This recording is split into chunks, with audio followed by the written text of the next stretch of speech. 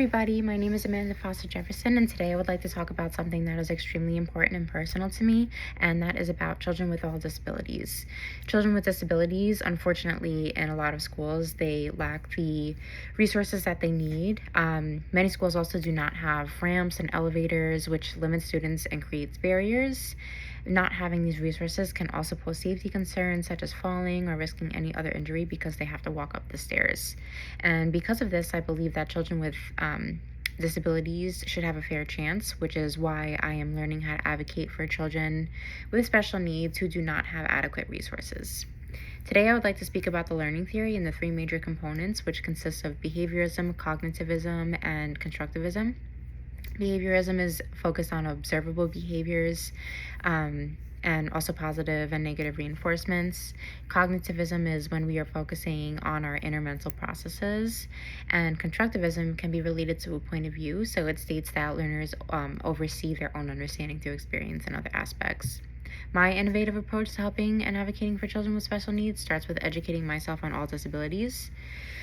Every individual is completely different from one another, which means that each individual has their own personal necessities. And in the education system, especially when it comes to children who do have special needs, it's important to focus on changing any type of negative behaviors with positive reinforcement. So what that's going to look like is if they have a good day or if they're getting good grades, it definitely needs to be praised. They should get reward systems such as maybe like a free homework pass or maybe just like a free snack or something like that.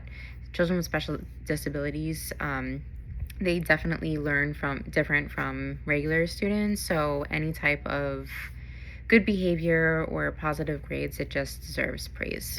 Because schools do have low funding, unfortunately, for these resources, I myself would think of ideas to propose to staff members to help fund. One idea that I would propose is holding a snack bar business where students in the special education classes work, and it helps them learn socialization and work skills, and all proceeds would go to strictly to purchasing needs for special education students in classrooms.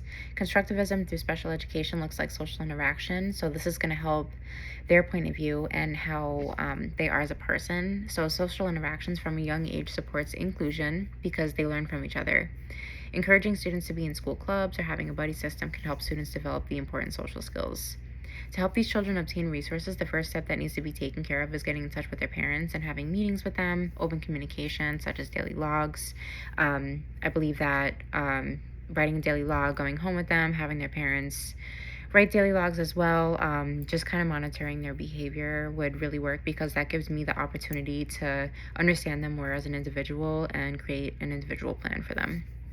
Many people are not aware of the free resources around too, so I would also be educating parents on the free resources. There's a lot of wonderful early intervention programs and just other approaches such as there's an organization called Parent to Parent USA, and it provides emotional support for them, educational tools, and many other aspects. So another approach I would use is having fundraisers where all proceeds to go to purchasing resources for the classroom, such as visuals, sensory items, and school supplies. I would also brainstorm fun ideas to raise money so all students are involved, students from regular classes as well. The early years of a child's life is crucial to their development, and we all want our children to thrive and become healthy adults, both mentally and physically. Early on experiences shape children's ability to solve problems, communicate, and learn. So the positive effects of this for a child's mental and physical health in adulthood is just super important. They have reduced risk of developing anxiety or depression, where if it is the opposite, they're at a greater risk of developing these mental health issues. My goal as a future educator is to educate individuals and raise money for students who do not have these resources, and without them, they're at a greater risk of falling behind because of the systemic resource constraints. And every child deserves a chance to achieve their goals and to overcome their obstacles. When there are limited resources, that chance unfortunately can go down because everyone needs to have their own plan and personalized learning concepts. To help me fight for the children in the future, I'm asking for support through donation funds to help us research our goals in the classroom. If we all work together, we are able to help children who need these resources. I'm so grateful to have the opportunity to speak to all of you today about advocating for children with limited resources. I believe that we can work together to raise money for our children to help reach their goals. Thank you so much.